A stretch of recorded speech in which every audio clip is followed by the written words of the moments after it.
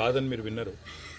అనిరుద్ధ్ అనే చిన్నారి 6వ తరగతిలో మొన్ననే ఈ జూన్ మాసంలో అడుగుపెట్టి గత సంవత్సర కాలంగా కోరుట్ల ప్రభుత్వ పాఠశాలలో హాస్టల్లో చదువుతూ మరి దురదృష్టవశాత్తు నిజంగా కూడా అత్యంత బాధాకరమైన పరిస్థితుల్లో అక్కడ ఉండే అపరిశుభ్ర వాతావరణంలో చివరికి స్కూల్ ఆవరణలోకి పాములు రావడం వల్ల ఇవాళ ఒకరు కాదు 2 విద్యార్థులు మరణించి మరొక విద్యార్థి విషమ పరిస్థితిలో ఉన్న ఒక బాధాకరమైన దురదృష్టకరమైన పరిస్థితి ఈరోజు రాష్ట్రంలో ఎంతోమంది తల్లిదండ్రుల కడుపు కోత కారణమవుతా ఉంది.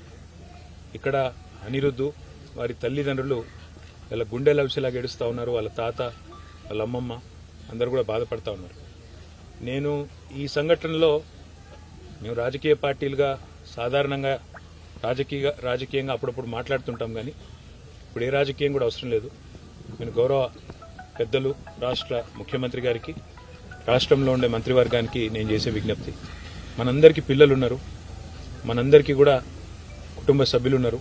ఒక కుటుంబ సభ్యుని కోల్పోతే ఎంత శోకం ఉంటుందో మనందరికీ కూడా తెలుసు.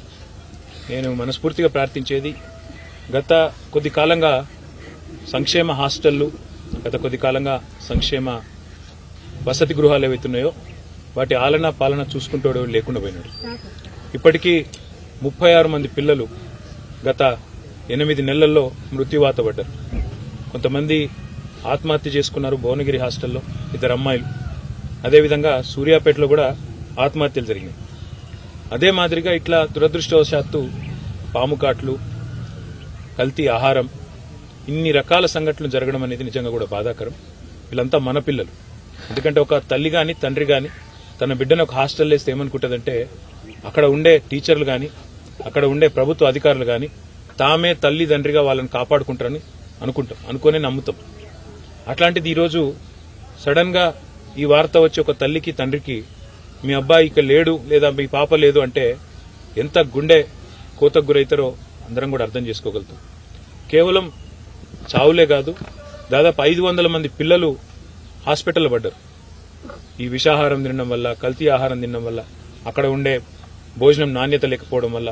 దయచేసి నేను ప్రభుత్వాన్ని కోరుతా ఉన్నా, గతంలో పేద పిల్లలు బాగుండాలి, ఎస్సీ కావచ్చు, ఎస్టీ కావచ్చు, బీసీ కావచ్చు, మైనారిటీ కావచ్చు, అగ్రకులాల్లో ఉండే పేదలు కావచ్చు, వాళ్ళు రెడ్లు కావచ్చు, ఇంకోటి కావచ్చు, ఎవరైనా సరే పిల్లలు బాగుండాలి, ఆ పిల్లలు మంచిగా చదువుకోవాలి, ప్రపంచంతో పోటీపడే పౌరులుగా తయారు కావాలన్న ఉద్దేశంతో 1000 గురుకుల పాఠశాలను మన రాష్ట్రంలో పెట్టుకున్నాం. వాటిని జూనియర్ కాలేజీలుగా అప్గ్రేడ్ చేసుకున్నాం. తర్వాత భవిష్యత్తులో వాటిని డిగ్రీ కాలేజీలు కూడా చేసి అవసరమైతే కేజీ నుంచి పీజీ దాకా ప్రభుత్వమే తల్లిదండ్రి లెక్క ఈ లక్షలాది మంది పిల్లల బాధ్యత తీసుకోవాలని చెప్పి ఒక బాధ్యతతో ఆలోచన చేసే ఈ నిర్ణయం తీసుకున్నాం. కానీ దయచేసి ప్రభుత్వాన్ని కోరేది, మీరు పట్టించుకోండి. ఎందుకంటే ఇందులో రాజకీయాలు అవసరం లేదు. ఏదైనా దుర్ఘటన జరిగితే తప్పకుండా మానవత హృదయంతో ఆ 36 కుటుంబాలు ఏవైతే గుండె కోతకు గురైనాయో ఆ కుటుంబాలకు దయచేసి ఆదుకోండి. ఎందుకంటే వాళ్ళంతా పేద పిల్లలు, వాళ్ళ మీద గంపెడ ఆశలు పెట్టుకున్నారు తల్లిదండ్రులు. ఇందాక మా పార్టీ తరపున ఏదో నాకు చూచిన ఒక ఉడతా భక్తిగా కొంత సాయం అమ్మాయికి చేస్తే అమ్మాయి ఓ మాట అన్నది, అన్నా మీరు నా కొడుకు చనిపోయిండు కానీ మరొక తల్లికి గుండె శోకం ఉండకుండా చూడండి అన్న, మీకు అవకాశం ఉంటాయని చెప్పింది. ఆ తల్లి చెప్పిన మాటల్లోంచే ఒక నిర్ణయం కూడా నేను తీసుకున్నా. మా పార్టీ తరపున పెద్దలు ఆర్ఎస్ ప్రవీణ్ కుమార్ గారు గతంలో అడిషనల్ డైరెక్టర్ జనరల్ గా ఈ గురుకులాలకు సెక్రటరీగా కూడా వారు పనిచేస్తున్నారు.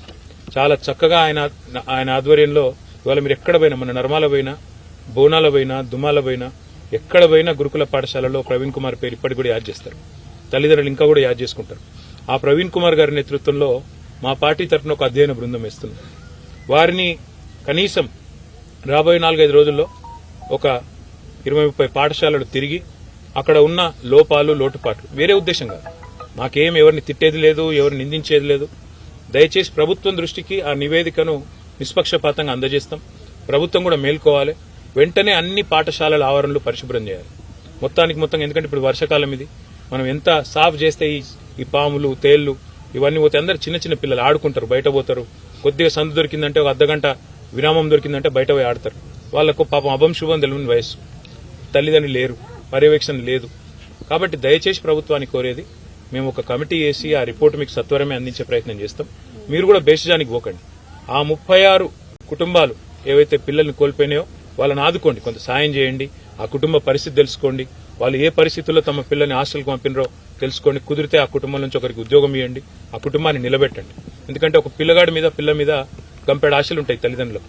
వాళ్ళు పెద్దగా అవుతారు, మమ్మల్ని చూసుకుంటారు, మా కుటుంబం పేరు నిలబెడతారు అనే ఒక ఆశ ఉంటుంది. ఇలా ఆశ వారితో పాటే పోతుంది. 500 మంది పిల్లలు విషాహారం తిని హాస్పిటల్ పాలైనారు. దయచేసి ఏం ఆహారం పెడుతున్నామో చూడండి, దగ్గరికి వెళ్ళి చూడండి. మనం ఇదివరకు కూడా చాలా సంఘటనలు చూసినాం. బాసరలో జరిగినప్పుడు, IIITలో, ఇంకా ఇతర చోట్ల కూడా మేము స్వయంగా పోయినాము, వాళ్ళతో కూర్చున్నాము, తిన్నాము, కనీసం కొంత భరోసా ఇచ్చే ప్రయత్నం చేసినాం. మీరు కూడా దయచేసి అధికారులను పంపండి. కలెక్టర్లు ఉన్నారు, IAS అధికారులు ఉన్నారు, IPS అధికారులు ఉన్నారు, హాస్టళ్లకు పంపండి. ఒక్కొక్కరిని అవసరమైతే 2-3 హాస్టల్ దత్తత తీసుకోమని చెప్పండి. వాళ్ళు కనీసం వారంలో ఒక రోజు సర్ప్రైజ్ గా పోయి తినాలని చెప్పండి. అట్లా చెప్పినట్టయితే ఏమైందంటే పిల్లల ఆహారం విషయంలో ఎవరైనా పిచ్చి పిచ్చి చేస్తుంటే వాళ్ళు కూడా ఒళ్ళు దగ్గర పెట్టుకుని ప్రవర్తించే అవకాశం ఉంది. దయచేసి మళ్ళొక్కసారి రిక్వెస్ట్ చేస్తా ఉన్నా, మీరు ప్రతి పాఠశాల ఆవరణ EGS నిధులతో చేస్తారా, దేనితో చేస్తారా మీ ఇష్టం. మొదలు ఆవరణలన్నీ సాఫ్ చేయించండి. ఈ పాములు, తేళ్లు, ఇంకా ఇతరత్ర ఏమన్నా ఇబ్బందికరమైన పరిస్థితులు, ఆడాడ తెలియకుండా ఏమైనా బాటిల్ వలిగి ఉన్నా ఇంకోటైనా పిల్లలకు రకరకాలుగా ఇబ్బందులు తలెత్తే ప్రమాదం ఉంటుంది. ఈ పిల్లలు మన పిల్లలు. ఈ ప్రభుత్వ హాస్టళ్లలో చదువుతున్న 6.5 లక్షల మంది బిడ్డలకు ప్రభుత్వమే తల్లి తండ్రిగా ఉండాలి. ఖచ్చితంగా ప్రభుత్వమే బాధ్యత తీసుకోవాలి. మిమ్మల్ని నమ్మి మీ దగ్గర పిల్లల్ని పెడితే ఈ కడుపు శోకం మిగిల్చే పరిస్థితి అవుతున్నదో ఈ పరిస్థితి వెంటనే పోవాలని చెప్పి నేను రాష్ట్ర ప్రభుత్వాన్ని, చీఫ్ సెక్రటరీ గారిని, రాష్ట్ర ముఖ్యమంత్రి గారిని కోరుతూ మా ప్రభుత్వం, మా పార్టీ తరఫున పెద్దలు RS ప్రవీణ్ కుమార్ గారి నేతృత్వంలో ఒక కమిటీ వేసి ఆ కమిటీ ద్వారా కూడా కొన్ని సూచనలు చేస్తాం, నిర్మాణాత్మకమైన సూచనలు. నేను ఎవ్వరి మీద కూడా విమర్శ చేయదలుచుకోలేదు. కేవలం ప్రభుత్వం ఈ బాధాకరమైన పరిస్థితిని మాత్రం గమనించి వెంటనే ఈ ఇబ్బందికరమైన పరిస్థితి అవుతుందో దీన్ని తొలగించే ప్రయత్నం చేయాలని చెప్పి నేను ప్రభుత్వాన్ని హృదయపూర్వకంగా కోరుతూ, పాత్రికేయ మిత్రులకు కూడా ఒక ప్రార్థన, దయచేసి ఎక్కడన్నా మన నియోజకవర్గంలో కావచ్చు, మన జిల్లాలో కావచ్చు, ఎక్కడన్నా ఇట్లాంటి సమస్యలుంటే ఇందులో కూడా బేసిజమే అవసరం లేదు. మీరు వెంటనే గౌరవ ఎమ్మెల్యే ఉంటే ఎమ్మెల్యే, అక్కడ ఉండే స్థానిక అధికారులు, కలెక్టర్ ఉంటే కలెక్టర్, RDO ఉంటే RDO వారి దృష్టికి తీసుకురండి. మీ పేపర్లో రాసే ముందే చెప్పండి. చేతనైతే వెంటనే పరిష్కారానికి మేము కూడా వెంటనే దోహదపడతాం, వెంటనే పనిచేస్తాము. లేని పక్షంలో ప్రభుత్వ దృష్టి కన్నా మీరు రాతపూర్వకంగా తీసుకురండి, తద్వారా పిల్లలకు లాభం జరుగుతుంది. ధన్యవాదాలు.